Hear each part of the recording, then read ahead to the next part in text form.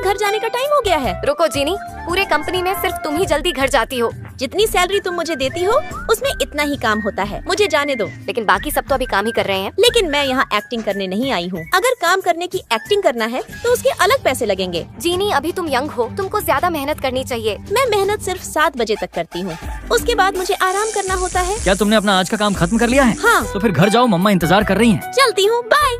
आजकल के एम्प्लॉइज को टीम लीडर की इज्जत करना ही नहीं आता है। अब इसे कौन बताए कि टीम लीडर ही इज्जत के लायक नहीं है। ये देखो उसकी फाइल। जीनी की उम्र कम है लेकिन उसके पास आइडिया बहुत ज्यादा है। इतने में हमारी डायरेक्टर साहिबा आ जाती हैं। प्रिंस, आज से हमारी कंपनी 23 साल से छोटे लोगों को नौकरी नहीं देगी। इतनी बड़ी डायरेक्टर होकर भी आप उस छोटी बच्ची के पीछे हाथ धोकर क्यों पड़ी हो? तुमको ऐसा लगता है कि मैं उसके पीछे पड़ी हूँ, लेकिन मेरा उससे कोई लेना देना नहीं है। बहुत खड़ूस डायरेक्टर है यार। प्रिंस, जीनी को अब काम करने में कोई परेशानी तो नहीं जाएगी? अब डायरेक्टर जीनी को परेशान करने की कोशिश करेगी। सबसे पहले वो जीनी के जैसे दिमाग वाले किसी आदमी को ढूंढेगी। कियान, तुम तैयार हो जाओ, तुमको अब जीनी के साथ मिलकर काम करना है और ये काम सिर्फ तुम ही कर सकते हो। एक काम को दोनों मिलकर करेंगे तो दोनों के बीच कंपटीशन बढ़ेगा। दूसरा, वो जीनी को ऐसा काम करने को बोलेगी जिसमें वो माहिर नहीं है। जीनी, तुम अब से कॉपी राइटिंग का काम संभालोगी? लेकिन मैं कैसे? मुझे पता था तुम ये काम नहीं कर पाओगी। बड़ी अजीब है यार। वो छोटी छोटी गलती से जीनी का कॉन्फिडेंस लेवल कम करने की कोशिश करेगी। आज के मीटिंग में सभी अपने अपने काम की रिपोर्ट देंगे।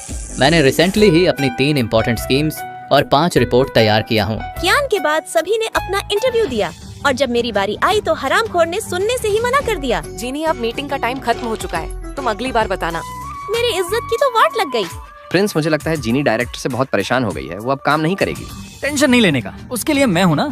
फिर मेरा प्रिंस बॉस मेरे पास आता है। जीनी, क्या तुमने अपना प्रोजेक्ट कंप्लीट कर लिया? नहीं प्रिंस बॉस, मैं अभी कॉपी राइटिंग की प्रैक्टिस में बिजी हूँ। प्रिंस बॉस, जीनी की प्रैक्टिस बंद करवाइए। इसके हिस्से का काम भी मुझे ही करना पड़ रहा है, कहीं मैं पागल न हो जाऊँ। प्रिंस, तुम मेरे साथ कियारा के केबिन में आओ। कियारा, तुमने अभी तक मुकेश अंबानी के साथ डील फिक्स क्यों नहीं किया?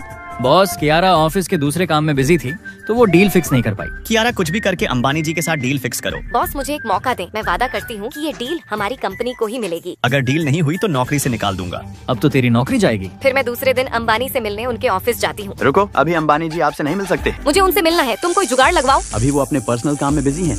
आप 31 फरवरी के दिन आइए। अबे कियान, 31 फरवरी तो आती ही नहीं है। हमको पागल बना दिया। मैडम, डील तो हुई ही नहीं, हम बॉस को क्या मुंह दिखाएंगे? अब हम दोनों को बेरोजगार होने से कोई नहीं बचा सकता। मैडम, अंदर बॉस आपका इंतजार कर रहे हैं और आपको बुलाने के लिए बोला है। कियान, तुम घर जाओ, मैं बॉस से गाली खाकर आती हूँ। प्रिंस, अगर ये प्रोजेक्ट सक्सेसफुल रहा तो मैं जीनी से तुम्हारी शादी करवा दूंगा। बॉस, मुझे माफ कर देना। अगर मैं जीनी को परेशान करने में ध्यान न देकर अपने काम में फोकस करती तो आज ये डील हमें ही मिलती। प्लीज मेरी इस गलती के लिए मुझे जॉब से ना निकालें।